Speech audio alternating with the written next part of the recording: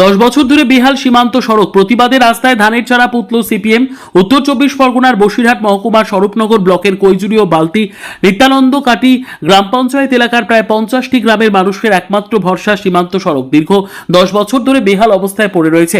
School পড়ুয়া থেকে কৃষক, সাধারণ মানুষ থেকে নিত্যযাত্রী সকলেই এই রাস্তার উপর নির্ভরশীল। রাস্তা বিভৎস খারাপ।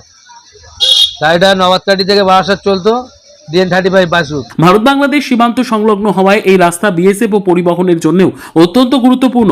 2013 সালে বিতারি বলফিল্ড থেকে মল্লিকপুর পর্যন্ত প্রায় 7 কিলোমিটার রাস্তার সংস্কারের কাজ 608 লক্ষ টাকা ব্যয় শুরু হলেও কিছুদিন পর তা বন্ধ হয়ে যায়। এরপর একাধিকবার প্রশাসনকে জানিয়েও কোনো সুরাহা মেলেনি।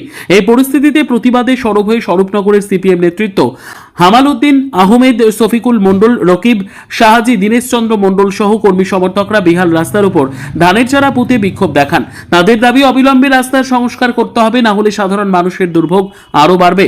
এতে মানুষই চালায় এই গাড়ি। এখানে দেখিস অবস্থা, পুকুর, এটা পুকুরের উপর দিয়ে যাচ্ছি আমরা। দিনের পর দিন যা আমাদের উপরে অত্যাচার। এই রাস্তা 10 বছর ধরে এই অবস্থা।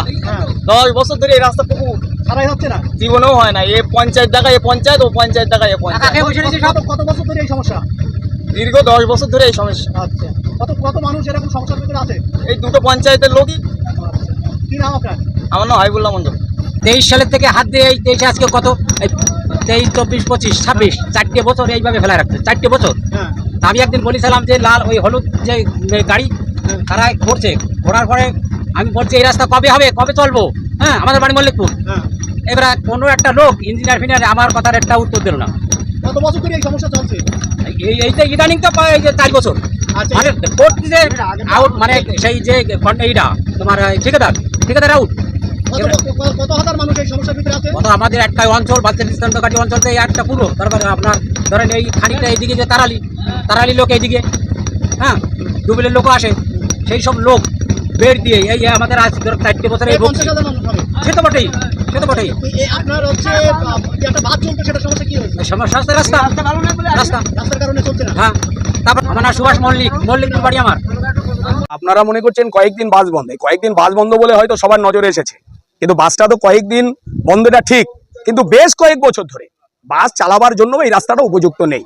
তারপরেও বাস মালিকরা এই রাস্তাতেই বাস চালিয়েছেন ক্ষতি স্বীকার করবার পরও। আমরা ধন্যবাদ জানাই বাস মালিক থেকে বাসের শ্রমিকদের, কিন্তু ব্যর্থতা ধিক্কার জানাই এ রাজ্যের বর্তমান বা এর আগের যে সরকার ছিল, দুটো সরকারকে। কারণ আগের সরকার প্রায় 15টা বছর চেষ্টাই করেনি। এই রাস্তাটার মা বাপ নেই বলে মনে হয়েছে।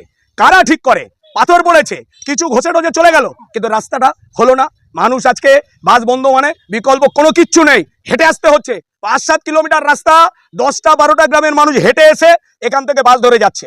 এটা প্রশাসন দেখবার পরেও প্রশাসন যদি এই রাস্তা সারাইয়ের উদ্যোগ না নেয়, তাহলে আগামী দিনে রাস্তাটা রাখার দরকার নেই। ঘোষণা করে দিক, এর জমিদারি পাট্টা দিয়ে দিক, লোক বাড়িঘর বানাক, না চাষের জমি বানিয়ে দিক। যদি রাস্তায় গাড়ি চলাচলের উপযুক্ত সরকার না করতে পারে, তাহলে রাস্তাতে বিকল্প কিছু করুক সরকার। আমরা আজকে সেই জন্য ধান রুয়ে দিলাম যে অবিলম্বে, এটা আমরা বলতে চেয়েছি, এটা আমাদের প্রতীকী যে আমরা বলেছি এই রাস্তাটা গাড়ি চলাচলের যোগ্য নেই, চাষের যোগ্য হয়ে গেছে। তাহলে হয় চাষ করো, নাহলে গাড়ি চালাও। আমাদের মূল দাবি অবিলম্বে রাস্তাটা মেরামত করতে হবে। 10টা-12টা গ্রামের মানুষ যাতায়াত করে, এই একমাত্র বাস তার উপর নির্ভর করে নবাবকাটি থেকে বারাসাত এই বাস চালু করতে হবে। আর সেটা যদি না হয়, আগামী দিনে এই স্বরূপনগরের মাটিতে দাঁড়িয়ে, এই জায়গায় দাঁড়িয়ে আমরা বলে যাচ্ছি বৃহত্তর আন্দোলন হবে। ঘন্টার পর ঘন্টা, প্রয়োজনে সারাদিন ধরে অবস্থান হবে, রাস্তাঘাট টোটালি বন্ধ করে দেওয়া হবে। পারলে প্রশাসন যারা আছে কি করবে করে নেবে, কিন্তু আমরা স্পষ্ট কথা, অবিলম্বে খুব দ্রুত এই রাস্তা মেরামত এবং বাস চালু করতে হবে। শফিকুল সর্দার, আমি সিপিআইএম স্বরূপনগর 1 নম্বর এরিয়া কমিটির সম্পাদক।